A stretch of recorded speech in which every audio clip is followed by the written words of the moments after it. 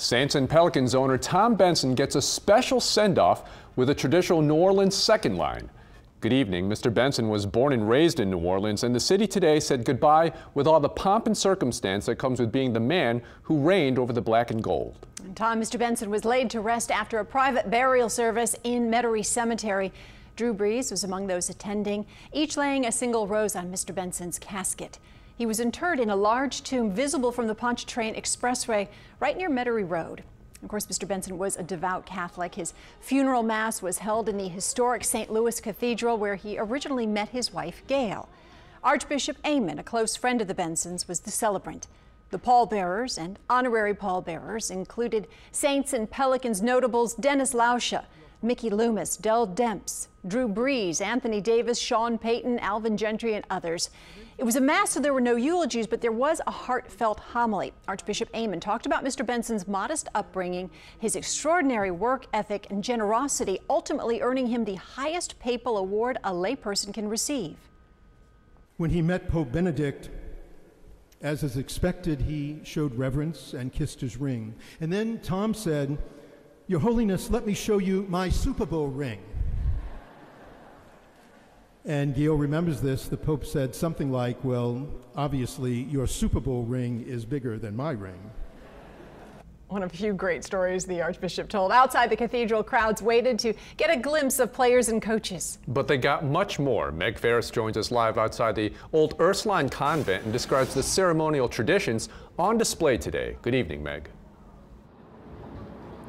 That's right. And here at the convent, that reception where people second line to there, it is now over. But earlier today in Jackson Square, the crowd was huge, and a few people tried to get a Who Dat chorus going a couple of times, but people really respected that this was a solemn occasion.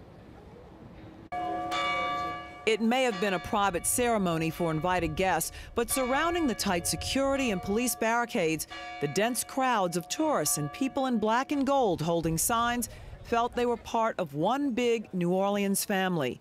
It was a time to see past and present Saints and Pelicans players and coaches up close and personal.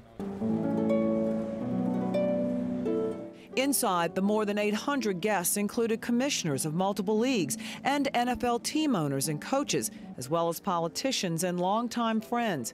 It was a time for everyone who had a Saints Super Bowl ring to wear them proudly, including Tom Benson. Try to wear rings at special occasions and sometimes on road games, special road games, but this is definitely a ring thing for Mr. Benson today. As Tom Benson's widow, Gayle, walked up, she was greeted by someone who shouted, "We love you, Gayle." She was escorted by dozens of Catholic priests and archbishops as the casket arrived, while a choir sang outside. Invited guests all said they were honored to be there. It's a very important day because this is a man that I have emulated, admired. His philanthropy has reached a lot of us. It's a sad day, but it also is a celebration of an outstanding, wonderful life by Tom Benson. A lot of friends, a lot of people here to pay their respects, and great guy. I worked for him for 11 years and treated me very well, and gonna miss him. And they remembered as a businessman what he did for the city. Everybody knows, certainly on a pure business deal basis, he was a tough negotiator, but he did state the premise that he wanted these teams to stay in New Orleans, but he had to create a deal that would give him a structure to allow him to be viable and stay here, and he did it over and over again. After the ceremony, as the white horse-drawn hearse and 3 brass bands played Just a Closer Walk with Thee, as the casket was taken away, Thomas Morstead reflected on the day. I've never been in a service quite like that. It was just beautiful, and it just was it was perfect. It was perfect, and it's a perfect day to celebrate Tom. It's just like California weather today.